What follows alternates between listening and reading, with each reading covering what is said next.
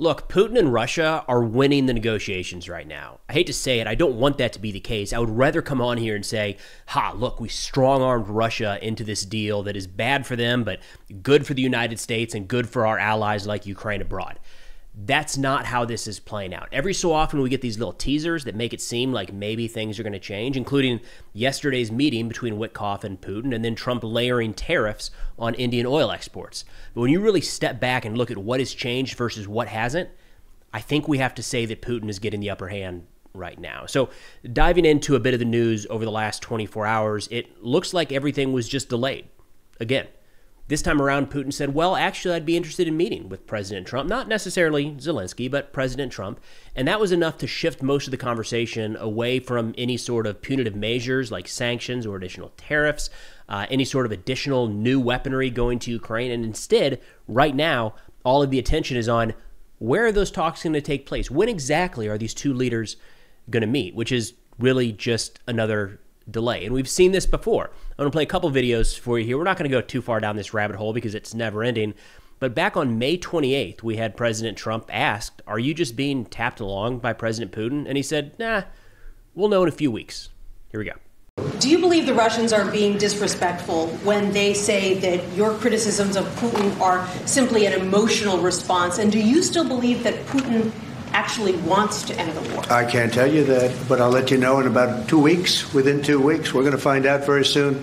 We're going to find out whether or not he's tapping us along or not. And if he is, we'll respond a little bit differently. But it'll take about a week and a half, 2 weeks. We have Mr. Witkoff is here, who's doing a phenomenal job. So it's easy to look at this and laugh and make jokes or make memes and 2 weeks again. But here's the thing.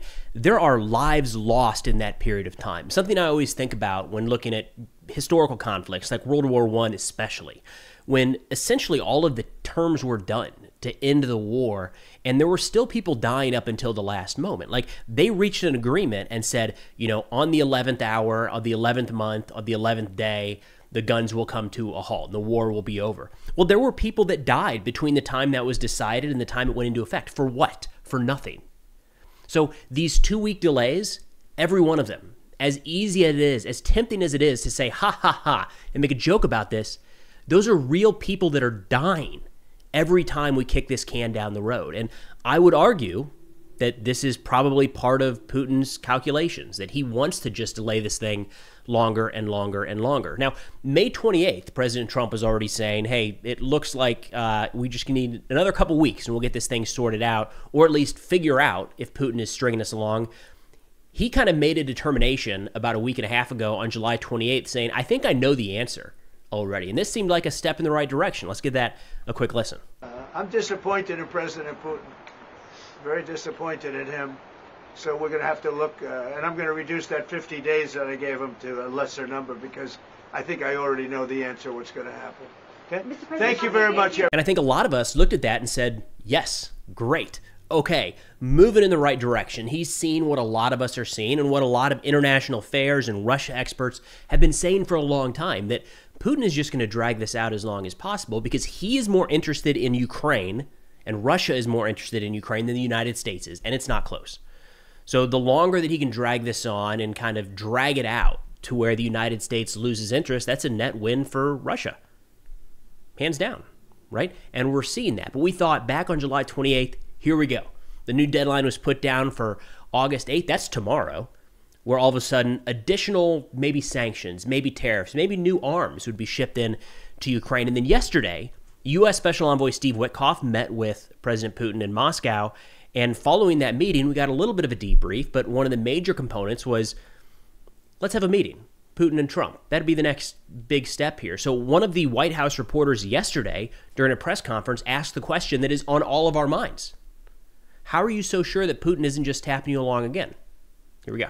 You said you would know if Putin was tapping you along. What gives you any confidence that he is or isn't doing that this time around? Can't answer the question yet. I'll tell you in a matter of weeks, maybe less. Again, a matter of weeks. We'll get there. It's going to take us a little bit of time. We're getting close. We'll find out soon.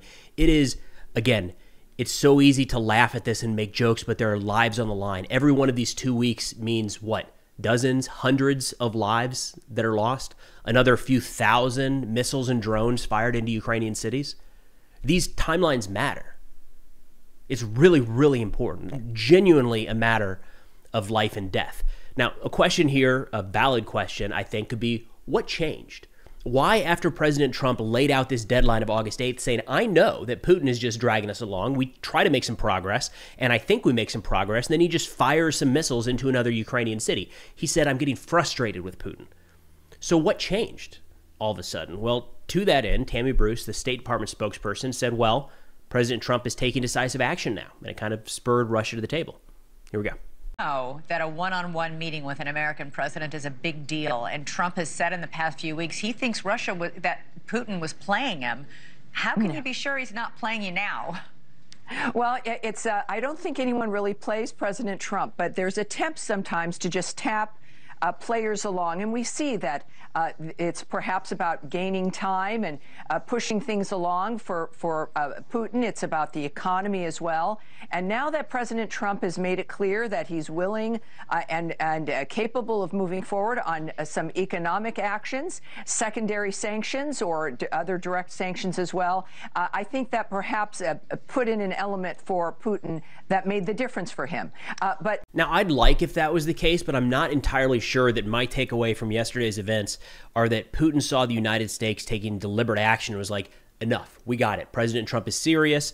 Lindsey Graham is putting out some crazy tweets. He's threatening Medvedev over these nuclear threats. It's time for us to come to the table. I see, the gig is up.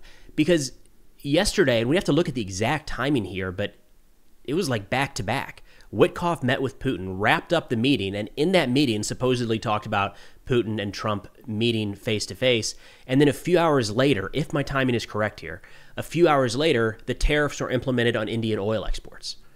So, I mean, there would have been some signaling there, and we'd heard for a couple days that President Trump was heading in that direction, but unless I'm completely off, that timeline doesn't line up exactly.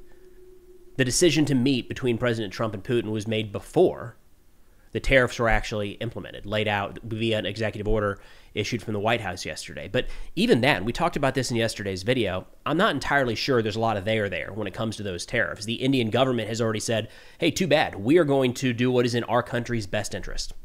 Deal with it.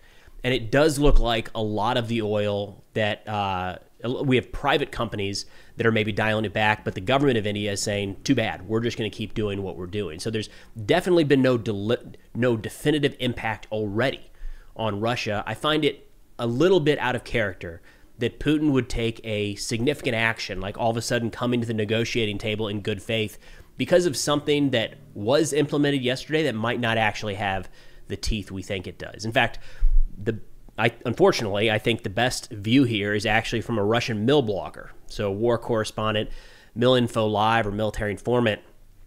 He said, quote, "It is already obvious that against the backdrop of his own domestic political problems, Donald Trump is losing patience and understands that the parties have no real intentions to stop the hostilities."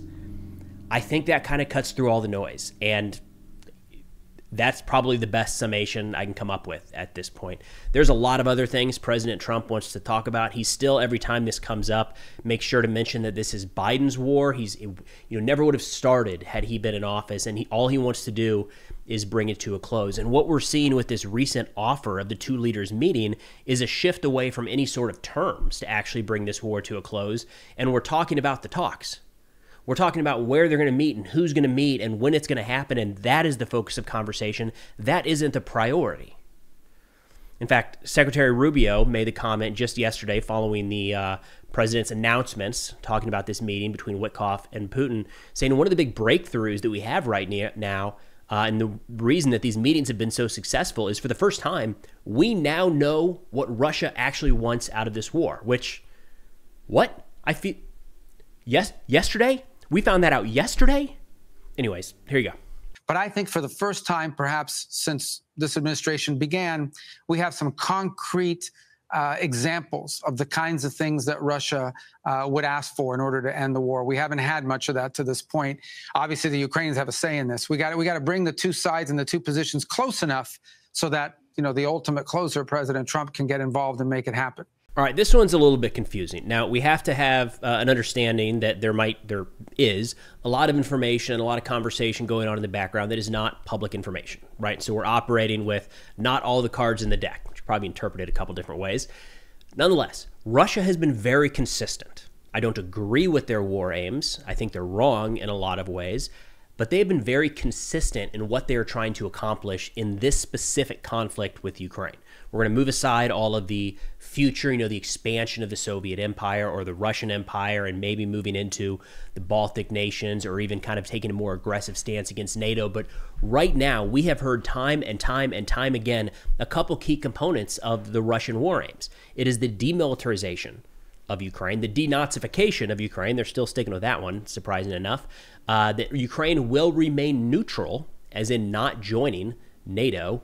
And right now we have, we've seen this one pop up since the war began back in 2022, but that Russia will maintain control over these newly annexed territories.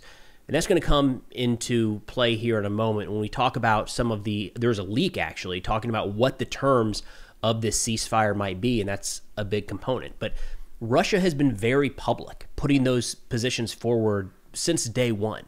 So I don't know what popped up yesterday to where the Secretary of State, Marco Rubio, is saying, hey, for the first time, we actually now know what Russia wants. That either means that what Russia has been saying publicly for 3 years now is not accurate, is not the entire story, which very well could be the case, or we're just kind of accepting for the first time the truth that what they've been saying they actually believe. I don't know which one of those is better. Probably the first, right? That we don't have the full picture in the public. Nonetheless, Secretary Rubio went on talking about what some sort of negotiated settlement might mean, what kind of terms and conditions might apply. And a major one here, to nobody's surprise, is territorial concessions. Let's give that a listen. I think the key elements of any end of the war are going to be territorial. There are areas that Russia has taken that they currently control, and then that includes Crimea, that goes back all the way to 2014, and some other areas they've made some advances. And then there are, so obviously anytime you're going to make a deal, there's going to have to be concessions. There's going to have to be concessions by the Russians and concessions by the Ukrainians, of course, as well. So that's tough. This is tough when you have a war and people have died. For example, on the Ukrainian side, they've paid an enormous price in this war. So have the Russians, but the Ukrainians have paid a big price in this war. Those concessions aren't easy. You have to also sell them to the public back in your country. But I think what I can say is everybody wants the war to end. I think the conditions under which it's supposed to end that's always the hard part in this. But today was a good day, but there's a lot of work I don't want to exaggerate. We still have a ways to go here, but we certainly are closer today than we were yesterday, where we weren't close at all. All right, so one of many terms are territorial concessions, and we actually have the Polish outlet Onet talking about the contents of this newest ceasefire proposal put forward by Steve Witkoff yesterday. So a couple key components here. Ukraine and Russia will conclude not peace, but a truce, which is very temporary sounding. They say de facto recognition of Russian territorial gains. I'm going to pull up, let's get a map up right now to show the area we're talking about here, deep state map. When they say Russian territorial gains, looking at this map, you've got all of Ukraine here in the middle of the screen. The green is territory once taken by Russia, since liberated by Ukraine. The purple down here in Crimea and up here in the Donbass is territory taken by Russia in 2014. This orangish color in between is territory taken by Russia since 2022 and currently occupied by Russian forces. So when this statement out of Onet says de facto recognition of Russian territorial gains, this isn't as clear as just you snap your finger and you say, great, Russia now has all of the territory marked in red on this map. The reason for that is Russia held internationally recognized as illegal referendums back in 2022, where at gunpoint, a lot of the civilians that remained behind and made the decision to stay in Russian-occupied territory voted and said, we'd like to now be a part of Russia. Can't imagine that there's anything wrong with that vote. Certainly fully representative of everyone who not only is there and moved there from Russia, but also I'm sure they took into account all of the Ukrainians that left and moved back into central or western Ukraine to avoid the advancing Russian forces. Nonetheless, under that referendum, Russia claimed that these four territories here were now part of the Russian Federation: Luhansk, Donetsk, Zaporizhia, and Kherson. Here's the issue. Russia doesn't actually control those territories. It's a bit of a sticking point, right? I mean, we can just get right here into Donetsk. This is a pretty easy one. You see, this is an area we're talking about in a lot of videos recently, Pokrovsk, heavy fighting here, another one over near Konstantinivka. All of this territory up here is not, it's controlled by Ukraine, and it's never been controlled. A lot of this, the white, has never been controlled by Russia. Like, they've never gotten forces in here. Same thing over in Kherson. There's a huge portion of Kherson that Russian forces have never even gotten into. There's another big portion that Ukrainian forces liberated back in 2022. So what do? On the Russian side, they claim ownership of all this territory that they don't actually occupy. So where do you draw that line? You see how that might be a bit of a sticking point in these negotiations? Nonetheless, that is offered up as de facto recognition of Russian territorial gains. My guess is, at the very least, the United States would de facto recognize Crimea as Russian territory. That is still internationally recognized as Ukrainian, taken by Russia by force in 2014. We have kind of floated through Secretary Rubio and others in recent months that could be on the table. I don't think it's as much of a bargaining chip as we might think, because Russia, in their mind right now, incorrectly, I believe, but in their mind, they view this as it's no longer a conversation. This is Russia and has now been Russia for more than 10 years. Some people in Russia would argue that it has always been Russia. So I don't know that ceding Crimea to Russia in some sort of ceasefire agreement actually carries all that much weight right now. Continuing on with the claims listed in ONET, they said the United States would lift most of the sanctions imposed on Russia. It's a victory for Russia. In the long term, a return to the importing of Russian oil and gas. No guarantees for the expansion of NATO, and no promise to suspend military support for Ukraine. So if you got a scoreboard there, right, it's kind of hard to always line these up one versus one, but I would say recognition of Russian territorial gains is a net win for Russia. Ukraine loses territory, Russia gains territory. No matter how that's split out, that is ceding portions to Russia. Lifting sanctions imposed on Russia, clearly a win for Russia, net negative or at least neutral for Ukraine. In the long term, a return to importing Russian oil and gas, another win for Russia. No guarantees of non-expansion of NATO. So that's still on the table, which, look, I know that's one of Putin's big kind of lines in the sand, but at the same time, we can't have third parties dictating between a country and their desire to join any number of alliances. So that would be considered a win here for Ukraine, as is the no promise to suspend military support for Ukraine. But by and large, this looks like an attempt to kind of freeze the conflict of sorts. Again, peace, not truce. And in all likelihood, we should expect, if these terms are agreed upon, that the conflict would spark back up before too awful long. Now, I mentioned that one of the better assessments that I've seen from the Russian side in all of this actually came from a Mill blogger, military informant, Millinfo Live, where he said, it is likely the announced meeting between Putin and Trump is the last attempt to buy time and reach some agreement with Americans. And although the upcoming meeting of the two leaders will undoubtedly be historic, one should not expect a radical breakthrough in the Ukraine situation. The positions of the parties are still completely opposite. Rather, it will try to conclude another temporary or partial ceasefire on a specific front section or on a certain type of weapons in order to again sway Trump's sympathies to the Russian side. So far, Zelensky's tactic of agreeing with all U.S. ideas has ensured Ukraine the sympathies of the American president, so the upcoming meeting between Putin and Trump may become the last chance to change this situation. I don't know if I'd say last chance quite yet. It does seem like we're pretty comfortable just continuing to drag this out ourselves. But a couple interesting components there. He is talking about the kind of narrowly defined ceasefire. There's been rumors in recent days that Russia may be on board with an aerial ceasefire, as in no long-range drones and missiles launched into Ukraine, and vice versa, right? We'll see. That is only one component of the war, and it would probably be pretty tricky to enforce. I think it's very challenging. What happens when you have Russian aircraft taking off deep inside of Russia and striking targets right along the front line? Does that mean that the airfield they took off of inside of Russia is off limits, even though they're actively participating in the war? What about Ukrainian drone factories that are positioned in the central or western portion of the country? Is Russia really just going to let those churn out product day after day after day? It's not very feasible long-term is the way I would put it. But I did think it was interesting as well that they refer to Zelensky's accepting the United States terms as some sort of tactic, kind of painting it in a negative light instead of Zelensky just trying to get to a peace deal. Like, well, let's agree with the Americans. Let's do what they offer and see if we can make some progress there. To the Russians, at least this Russian, they view that as kind of scheming. It's a tactic to try to bring about a war, an end to the war on their terms instead of on Russian terms. But nonetheless, right now, it looks an awful lot like things have just been kicked down the road 2-3 weeks, maybe more, unfortunately. I hope I'm wrong. That's kind of the direction it's trending in right now. But that's all I got for now. Thanks for watching, and I'll see y'all next time.